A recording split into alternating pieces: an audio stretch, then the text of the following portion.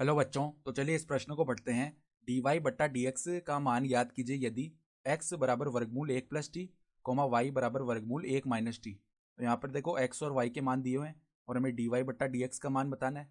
तो प्रश्न में आगे बढ़ने से पहले इस प्रश्न से संबंधित जो मुख्य अवधारणा है उसकी हम चर्चा कर लेते हैं। देखो मुख्य अवधारणा, x की घात n का जो अवकलन होता है x के सापेक्ष, उसका सूत्र क्या होता है n गुणा में x की घात n माइनस एक। ठीक है, तो ये आता है x की घात n का अवकलन अवकलन ठीक है, जहां पर n क्या है, एक अचर पद है। तो इस सूत्र की सहायता से हमें एक परिणाम तो सीधा ही याद होना चाहिए कि d बट्टा डी एक्स वर्गमूल x, इसका जो मान है वो क्या होता है। देखो वर्गमूल x का मतलब क्या है, x की घात एक बट्टा दो।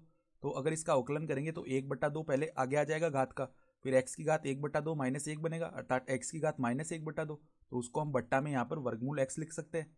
तो हमें सीधा याद होना चाहिए कि वर्गमूल x का जो अवकलन है x के सापेक्ष एक बट्टा दो वर्गमूल x होता है। ठीक है, तो अब देखो हमें सवाल में क्या दिया हुआ है कि x किसके बराबर है, वर्गमूल एक प्लस में t के बराबर। तो अब हम क्या करते हैं, यहाँ पर दोनों ओर t के सापेक्ष अवकलन कर लेते हैं। तो dx बट्टा dt बराबर में, पहले इसको इस तरह देखेंगे, वर्गमूल x लिखा हुआ है तो इसका अवकलन क्या है, तो एक बट्टा दो वर्गमूल x आएगा, तो एक बट्टा दो वर्गमूल एक प्लस में t। ठीक है, फिर देखो श्रृंखला नियम से ये जो अंदर एक प्लस टी लिखा हुआ है इसका पुनः अवकलन करेंगे हम टी के सापेक्ष। तो एक का अवकलन टी के सापेक्ष जीरो हो जाएगा और टी का अवकलन टी के सापेक्ष एक हो जाएगा। ठीक है, तो डी एक्स बट्टा डी टी का मान क्या बना, एक बट्टा में दो वर्गमूल एक प्लस टी। ठीक है, इसको बोल देते हैं हम समीकरण नंबर एक। ठीक है, यहाँ पर देखो प्लस में टी है। ठीक है, फिर देखो y किसके बराबर दिया हुआ है, वर्गमूल एक माइनस टी के बराबर।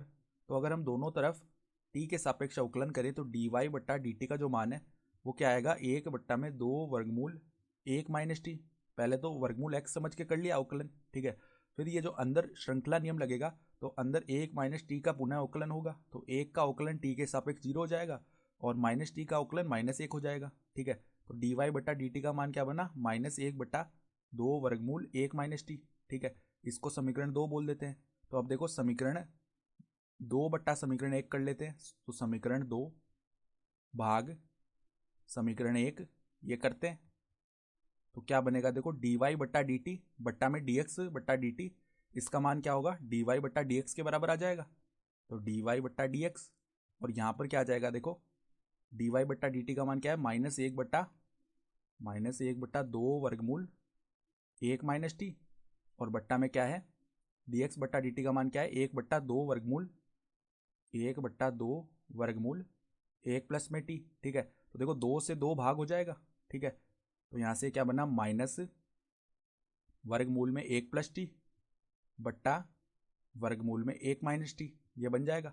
तो इसको हम ऐसे भी तो लिख सकते हैं, माइनस वर्गमूल एक प्लस टी बट्टा एक माइनस टी, और यही हमारा क्या हो जाएगा, डी वाई बट्टा डी एक्स का मान आ जाएगा। तो हमारा उत्तर भी यही हो गया। तो आशा करता हूँ कि आपको यह प्रश्न समझ में आया होगा। धन्यवाद।